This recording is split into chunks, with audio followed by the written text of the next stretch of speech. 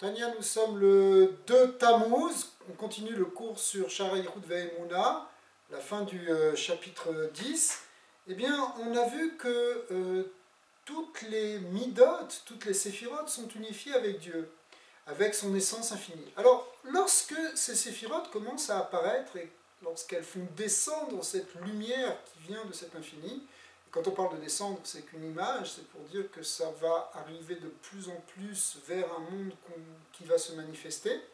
Eh bien, lorsque ce processus vient, les séphirotes supérieures contiennent déjà les séphirotes qui vont venir par la suite. Hein. Ça veut dire que Chochma Binah, qui sont les attributs intellectuels, les premières séphirotes, les trois premières séphirotes, qui sont l'intelligence en quelque sorte divine, contiennent en eux les attributs qu'on appelle parfois les attributs émotionnels, ou les midot à proprement parler, qui sont Chesed, Gevura, Tiferet, Netzar, Od, Yesod et Malchut. Eh bien, non seulement elles les contiennent, mais après, lorsque Chesed va se manifester, la première des 7 midot, qui correspond au premier jour de la création, eh bien, ce Chesed portera en lui la lumière des séphirotes supérieures qui continuent de briller en elle. Alors, lorsque Chesed se manifeste, et elle se manifeste par justement le premier jour de la création qui est celui du dévoilement de la lumière, Vayomer Elohim Yeor Vayeor, que la lumière soit et la lumière fut, et puis ensuite le second jour qui correspond à cette seconde séphira, cette seconde mida, qu'on appelle Gevura, et dans laquelle on va voir la séparation entre les eaux supérieures et les eaux inférieures. Eh bien, effectivement, d'ailleurs, la Gevura, c'est l'idée de séparer. Eh bien, cette Gevura, malgré tout, contiendra encore le Chesed, puisque le monde repose sur le Chesed, Olam Chesed Ibané.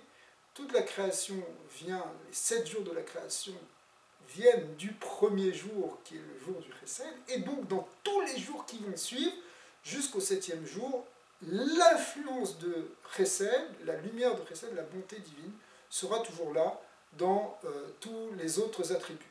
Donc, ce qu'on peut dire, c'est que bien qu'il y ait des attributs différents, bien qu'il y ait des midot qui fassent apparaître des lumières ou des aspects de la divinité qui sont parfois même opposés, comme Chesed ou Gvura, en fait, en eux-mêmes, ils sont unifiés, chacun possède bien, les lumières ou les attributs des autres séphirotes.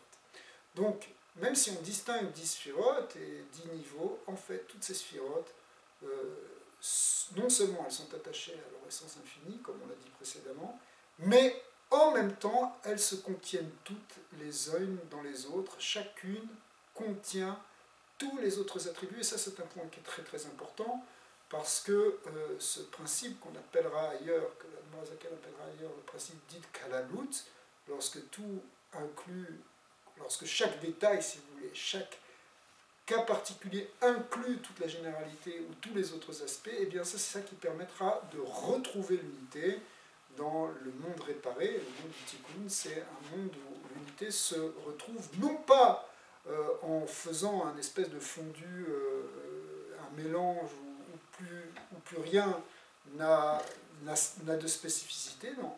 Chaque chose a sa spécificité, mais elle est capable d'inclure les qualités propres des autres. Alors ça, c'est une grande leçon d'ailleurs pour nous, parce que c'est ce que dit le judaïsme de manière générale. On est spécifique, on a notre identité propre, mais ce n'est pas pour autant qu'on doive rejeter les autres comme étant faux. Au contraire, on peut intégrer la différence tout en gardant sa spécificité. Alors ça, c'est une leçon qui est vraiment à méditer et à développer, parce que en fait, elle est la clé de ce qu'on appelle le tikkun haolam, la réparation du monde.